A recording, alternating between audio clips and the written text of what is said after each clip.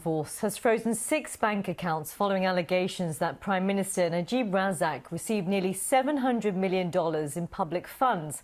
However, it did not reveal the identities of the account holders. Meanwhile, Malaysia's former leader Mahathir Mohamad has called on the Prime Minister Najib to show public proof that his assets are legal. Speaking to the BBC, Mr Mahathir accused the Prime Minister of having what he called a lavish lifestyle, which has been closely scrutinised in the local press. We asked the Prime Minister's office to respond to Mr Mahathir's comments on these allegations, but they declined. However, Prime Minister Najib has previously issued a statement on the social networking site Facebook, saying that the various allegations made against him are unsubstantiated and outrageous. This is what he says. I have never taken funds for personal gain. All we have heard is that these allegations are based on leaked documents. Neither have the documents themselves been provided for verification by lawful authorities. He also says Mr Mahathir created a crisis when he recklessly claimed that 42 billion ringgit was missing from one MDB state fund, when in fact these are audited debts backed by 51 billion ringgit audited assets. He continues to say that it is now clear that false allegations such as these are part of a concerted campaign of political sabotage to topple a democratically elected Prime Minister. Well, the BBC's Jennifer Pack sat down with Prime Minister Najib's former mentor and now fiercest critic, Mr Mahathir, and began by telling him that the State Fund has denied giving any money to Prime Minister Najib. It's just the denial, proof. You see, the proof of the pudding is in the eating. You say you deny. Let's see the accounts.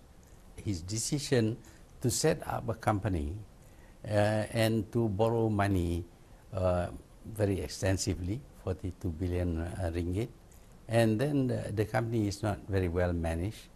They borrowed at a very high rate of interest.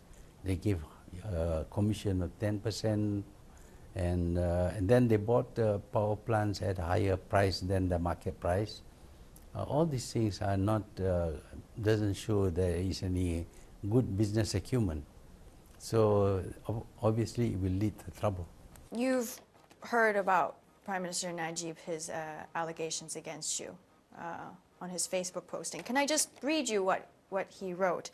He accuses you of working together hand in glove with foreign nationals to launch a campaign to topple him. He said your allegations are unsubstantiated, they're outrageous, and it came about because he refused to implement some of your personal demands, and says you created a crisis by claiming that these funds were missing from the 1MDB state fund. What do you say to that? How do you feel? I know all about the money that has been borrowed, but all these other shenanigans that followed is something that I read in the foreign press, and I confirm it by asking local people. I didn't work with the foreign press. What about this allegation that you had made some personal demands to him? Do you know what he's talking about? I did ask him why he didn't do what he promised to do. Which is? Which is to build a bridge and to continue with the railway line and all that. But that is a minor thing to me. If you don't want to do it, every Prime Minister has a right to have his own policy. And so you deny political sabotage? Are you trying to topple Prime Minister No, Najib? why doesn't he answer the charges made against him? When people charge him over something, he says it is a plot. It is nonsense, it's not true. But proof that it is not true. It's very easy for him to prove that it is not true. He has this account in the bank. All he has to do is say, you examine my accounts. You look at it.